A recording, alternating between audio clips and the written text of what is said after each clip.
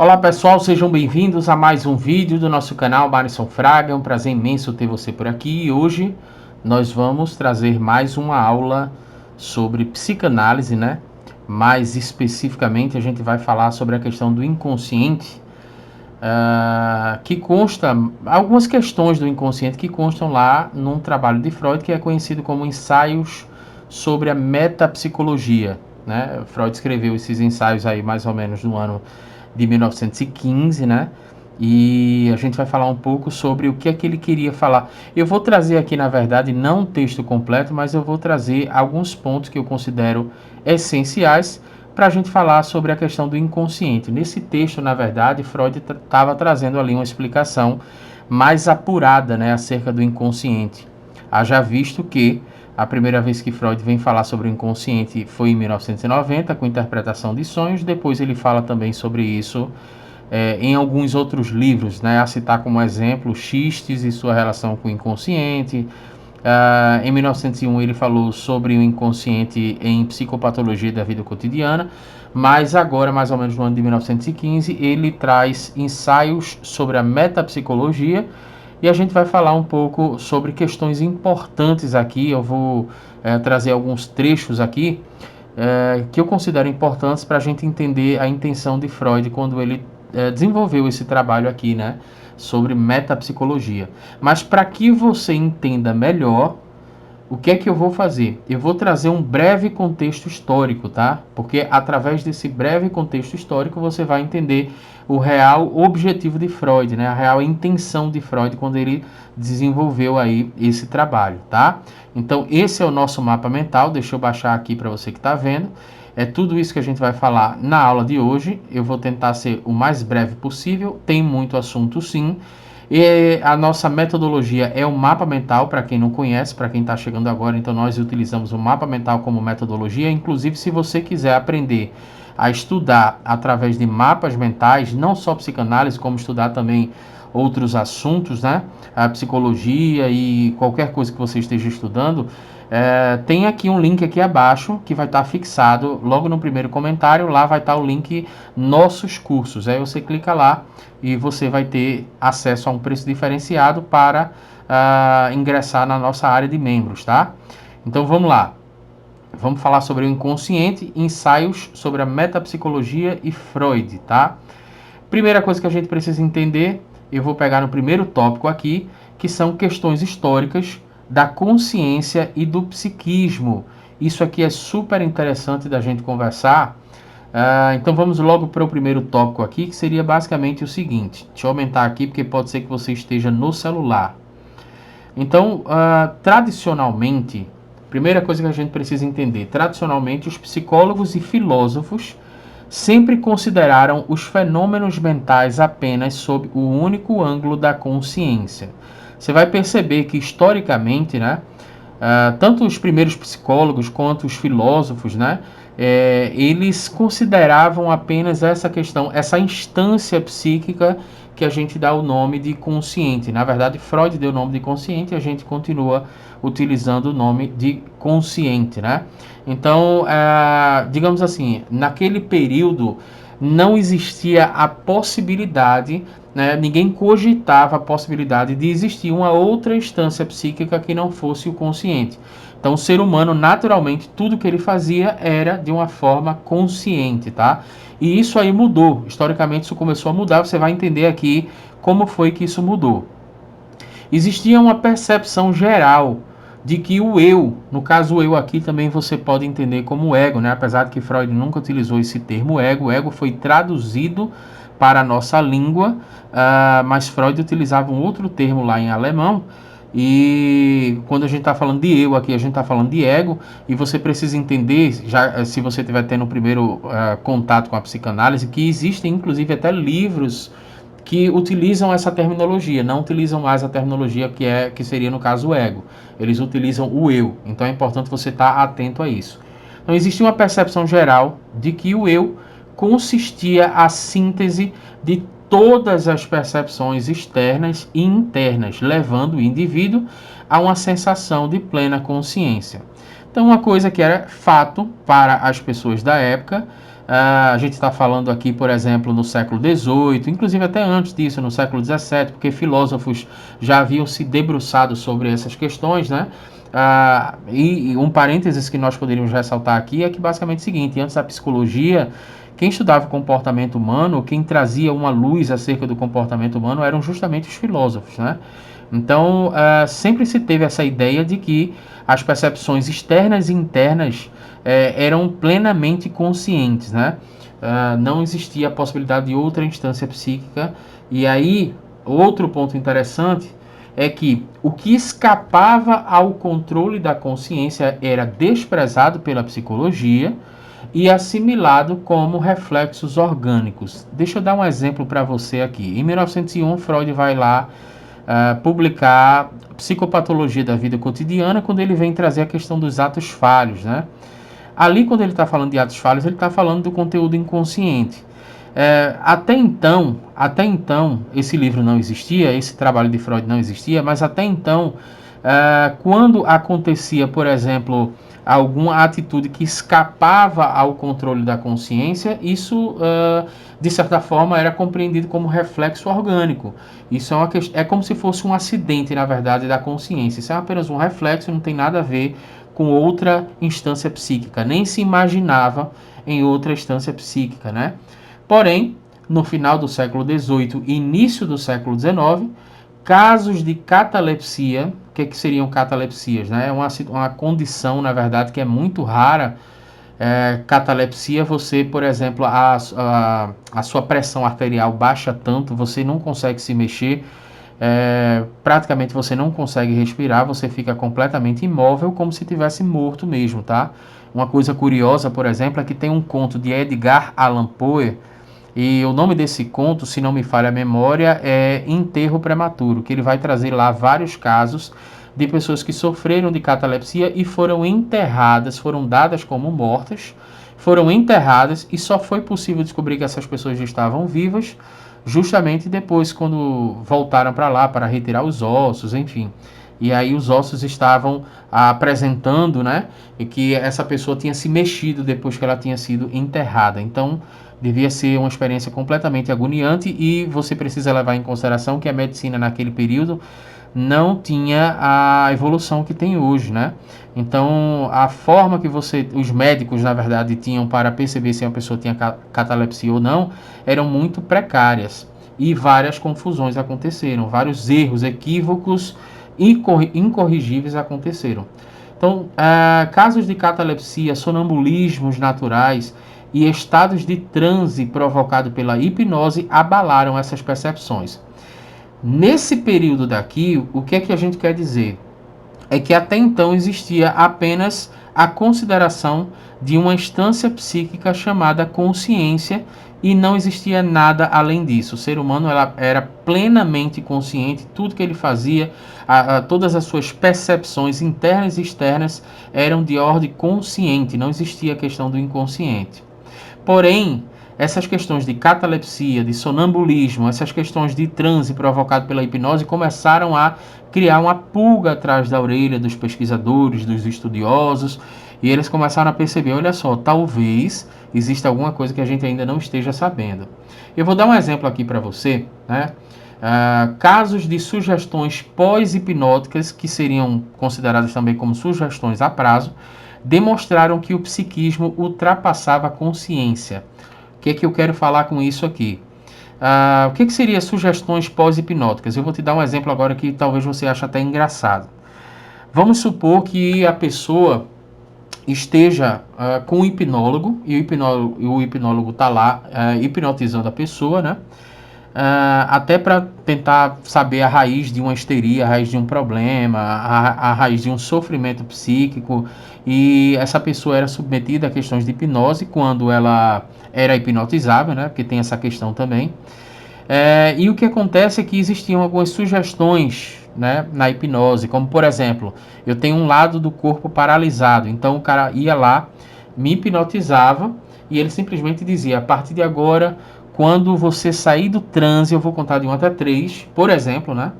Eu vou contar de 1 até 3 e quando você sair do transe, você vai começar a movimentar o corpo. E, de fato, isso aconteceu muito, isso aconteceu demais. Só que aqui a gente está falando da questão das sugestões pós-hipnóticas. Essas sugestões, elas são bem engraçadas, de um certo sentido, porque é como se a pessoa estivesse passando, para citar como exemplo, passando por uma situação de hipnose, né? Ela estava sendo hipnotizada, e o hipnotizador, no caso o hipnólogo, ele chega a falar para a pessoa basicamente assim: quando você sair do transe, dentro de 5 minutos você vai se comportar como um cachorro, você vai andar de 4 aqui no meu consultório. E a pessoa chegava lá e falava 1, 2, 3, pronto, tirou a pessoa do transe, ela voltou ao estado de consciência normal. E o que acontece é que, conversando com o hipnólogo ali, né, durante os primeiros 5 minutos, quando chegava nesse período aproximadamente, a pessoa dizia o seguinte: olha, isso é para citar como exemplo, tá? A pessoa dizia o seguinte: olha, eu estou sentindo que eu perdi uma moeda, por exemplo, ou eu perdi uma chave aqui, uma chave de casa, eu tenho que procurar, eu acho que caiu no chão. E de repente a pessoa se abaixava e ficava andando de 4 no consultório, justamente procurando atrás dos móveis, né? Quer dizer, embaixo dos móveis, ficava procurando para saber onde é que estava essa chave. Então, de fato, a pessoa acreditava que no estado de consciência dela, ela estava procurando a chave, mas inconscientemente ela foi sugestionada a se comportar como um cachorro andando de 4, né? Então, a gente pode citar 2 nomes aqui que seriam importantes, que é no caso do Liebold e do Bernheim. Inclusive, tem textos de Freud que ele fala sobre isso. Se eu não me engano, tem um texto de Freud que ele vai falar sobre princípios básicos da psicanálise, que, se não me falha a memória, ele cita esses 2 nomes para falar sobre uma questão de hipnose. Se eu não me engano, é nesse texto aí, ou é num texto que seria o recordar, repetir e elaborar. Se não me falha a memória, em um desses 2 textos ele vai citar tanto Liebold como Bernheim, que eles tinham escolas de hipnose, na verdade, né? Mas vamos adiantar aqui o assunto, que a gente já vai chegar em Freud. Continua aqui comigo que você vai entender o porquê que eu estou trazendo todo esse contexto histórico, tá? Pesquisadores, agora a gente vai entrar na área de pesquisadores que contribuíram para a descoberta do inconsciente. Então, existe o livro do Dr. Guerdy, o Gerdy, é um francês, na verdade, né? Um livro de 1846, que eu não vou me aventurar para passar vergonha, eu não vou me aventurar nem a tentar citar o nome desse livro aqui em francês, mas a tradução para o português seria basicamente o seguinte: as sensações e a inteligência, tá? As sensações e a inteligência. O Pierre, na verdade, o Pierre Gerdy, ou Pierre Gerdy, ele era um médico francês, professor da Faculdade de Medicina de Paris, tá? E nesse livro dele tem uma passagem interessante que fala exatamente isso, abre aspas: é preciso que se habitue a compreender que pode haver sensação sem a percepção da sensação. Então, em 1846 aqui, já começaram, né, algumas considerações a serem ventiladas no mundo da pesquisa, entre os pesquisadores, né, entre aquelas pessoas que faziam ensaios, lançavam livros. Já começava a ser ventilado algumas percepções de que, olha só, talvez a consciência não seja tudo, tá? Talvez exista alguma coisa a mais. A gente pode citar aqui como o caso de Pierre Janet, né? Pierre Janet, mais tarde, reconheceu o caráter psíquico dos atos automáticos. Embora eles sejam desprovidos, aqui no caso, abre aspas, sejam desprovidos da consciência, que consiste na assimilação de fenômenos da personalidade. Uma coisa que eu posso falar para você aqui é o seguinte: no caso Pierre Janet aqui, quando ele fala de atos automáticos, curiosamente, Freud falaria sobre isso lá também no livro que já foi citado aqui nessa aula, que é Psicopatologia da Vida Cotidiana, que é um dos livros mais importantes aí de Freud, para você entender essa questão dos atos falhos, por exemplo, né, o conceito de ato falho. Então, Pierre Janet nada mais foi do que um psicólogo, psiquiatra e neurologista francês. Ele teve uma importância muito grande porque Pierre Janet estaria ali classificado ao lado de William James e William Wundt como um dos fundadores da psicologia, né? No caso, William James e Wundt, eles seriam ali daquela escola que para quem estuda psicologia, consequentemente estuda isso, que seria do estruturalismo e do funcionalismo, isso logo nos anais da psicologia, né? E o Pierre Janet, ele lançou em 1889 um livro que, traduzindo para o português, seria mais ou menos assim, o automatismo ou a automação da psicologia, né? Digamos, a tradução seria basicamente essa. Ainda tratando sobre Pierre Janet, enquanto falava-se de 2 ou 3 estados de consciência, a psiquiatria foi a primeira a tratar de casos importantes de desdobramento da personalidade. Então veja bem, uma coisa curiosa aqui é que Pierre Janet falava um pouco sobre isso. Pierre Janet teve uma aproximação muito grande com Joseph Breuer, diga-se de passagem, e Pierre Janet, se não me falha a memória, ele chegou a criticar Freud quando Freud lançou com Breuer, em 1985, estudos sobre histeria, né? Ele se distanciou de Freud ali porque a compreensão dele era um pouco diferente. Mas aqui ele já estava percebendo, na verdade, que existiriam ali estados de consciência que poderiam causar, por exemplo, importantes desdobramentos da personalidade. É isso que ele vai tratar. Uma outra curiosidade que a gente poderia citar aqui seria justamente que ele lançou esse livro em 1889. Em 1989, ou seja, 10 anos depois, Freud traria ali o conceito de inconsciente no livro Interpretação de Sonhos. Na verdade, Freud segurou esse livro em 1989 e lançou apenas em 1900 porque ele queria que fosse o livro principal ali da psicanálise do século XX. Então ele já tinha escrito esse livro, mas ele deu uma segurada no livro para publicar apenas em 1900, na verdade, né? Antes de chegar em Freud, eu queria só fazer uma consideração interessante aqui. A gente já vai falar sobre a questão da metafísica, do que Freud fala sobre o inconsciente no trabalho que ele fez sobre ensaios sobre a metafísica. Eu quero falar um pouco sobre a aproximação com o inconsciente. Como foi que todos esses estudos começaram a se aproximar do inconsciente e qual foi a diferença de Freud, né? Qual foi a grande sacada de Freud? A psicologia aproximava-se da noção de um psiquismo inconsciente, ainda que, isso são palavras minhas agora, ainda que não se chamasse inconsciente, ainda que não existisse essa terminologia, né, inconsciente. A psicologia aproximava-se de uma noção de um psiquismo diferente, né, o inconsciente, mas entravada por sua dependência da filosofia, não ousava concluir. Então, existiu muita timidez, né, dos pesquisadores nessa época. Eles começavam a entender que o consciente não era tudo da estrutura psíquica, o consciente não era a única instância psíquica, mas existiu, de certa forma, uma certa timidez para pesquisar, né, passar um bom tempo, desprender, na verdade, muita energia para pesquisar sobre essa outra instância psíquica que até então era misteriosa. A timidez dos autores não os permitia estender suas teses para além dos casos patológicos. Então eles ficaram muito presos naquelas questões dos casos patológicos e não conseguiram enxergar o principal, que foi justamente o que Freud enxergou, e não só enxergou, como também desprendeu tempo e energia para chegar às suas respectivas conclusões.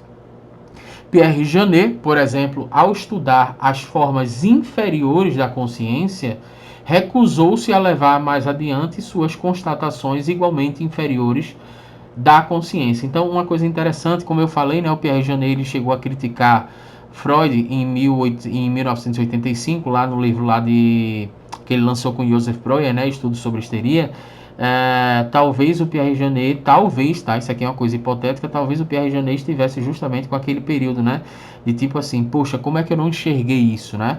Como é que eu não pude enxergar? Quer dizer, estava na cara do gol, mas não conseguiu evoluir nos seus estudos, teve uma certa timidez. Agora a gente vai passar para a questão de Freud, que é a mais importante aqui da nossa aula, que são considerações que eu acho importante trazer aqui sobre o que Freud teria falado lá em Ensaios sobre a Metapsicologia de 1915.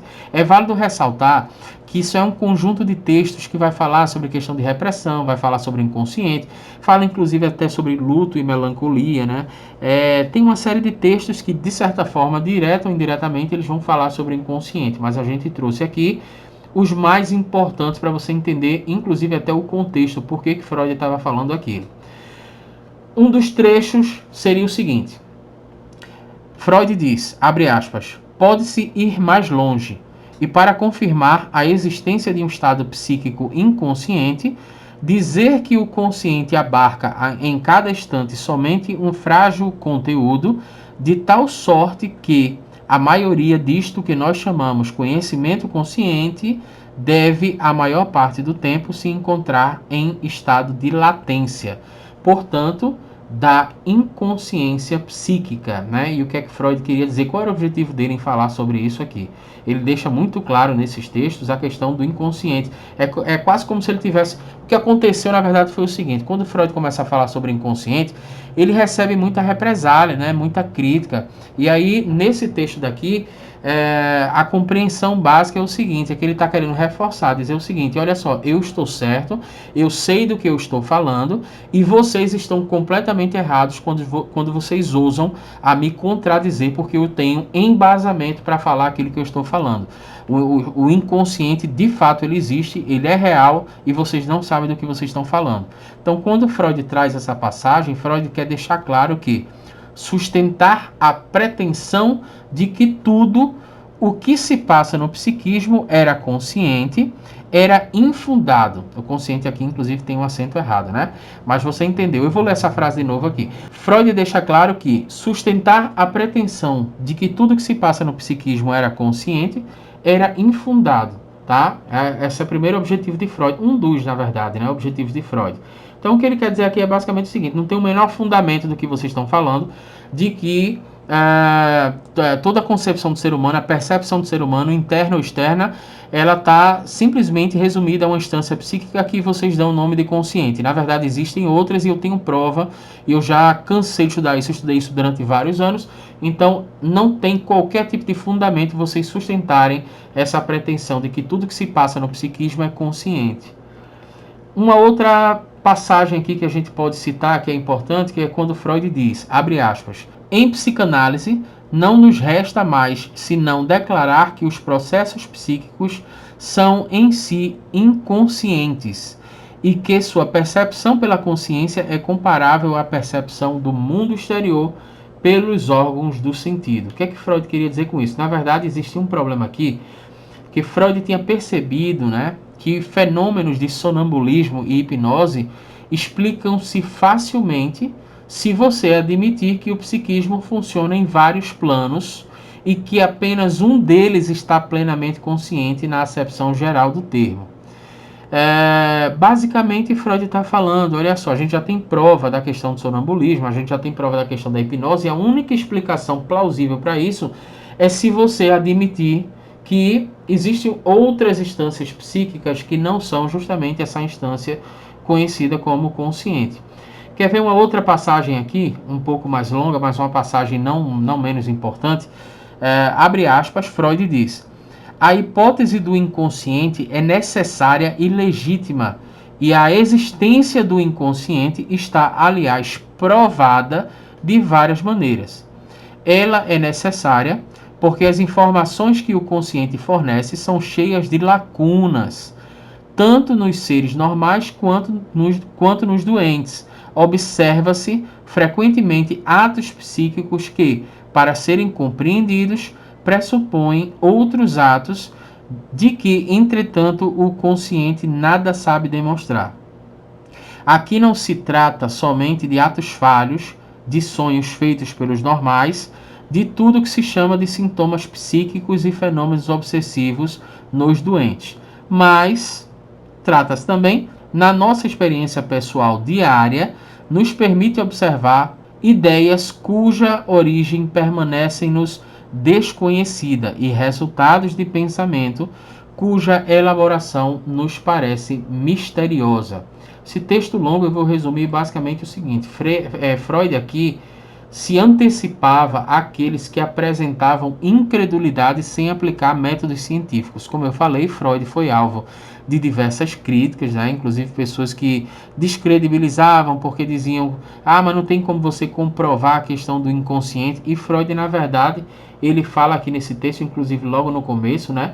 A hipótese do inconsciente é necessária e legítima, e a existência do inconsciente está, aliás, provada de várias maneiras. Ele justamente está querendo meio que se antecipar aqui. Ele sabia que quando ele lançasse, publicasse os ensaios sobre a metapsicologia, ele iria receber críticas. Então ele já trata logo de se antecipar e dizer: ó, não adianta me criticar que eu já provei isso, e já eu não provei uma vez só não, foram várias vezes, tá?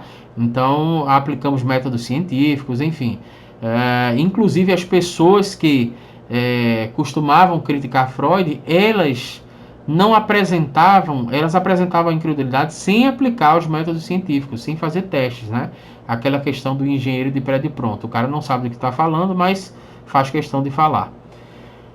Outra passagem, a gente pode citar como a última, até para a aula não se alongar muito, seria quando Freud diz, abre aspas, se alguns filósofos acham difícil admitir a existência de um pensamento inconsciente, acho ainda mais difícil considerar a existência de um consciente inconsciente.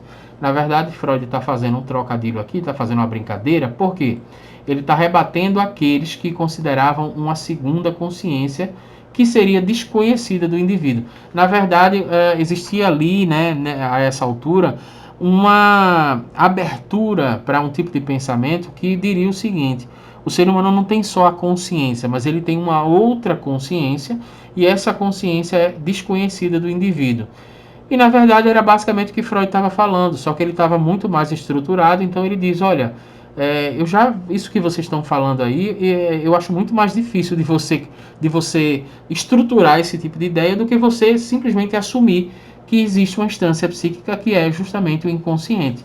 Então, de certa forma, Freud traz lá em Ensaios sobre a Metapsicologia algo que serve não só como informativo, mas serve também como crítica, e principalmente ele já se antecipa às críticas que ele iria receber futuramente, né? E inclusive passou a vida toda recebendo essas críticas porque as pessoas definitivamente não se abriam para a ideia, e muitas vezes nem entendiam, né? Como a questão de 3 ensaios sobre a teoria da sexualidade de 1905, as pessoas nem entenderam o que Freud queria dizer ali sobre a questão da sexualidade infantil, e acabou se tornando um livro, na minha opinião, desnecessariamente polêmico por causa da falta de compreensão dessas pessoas.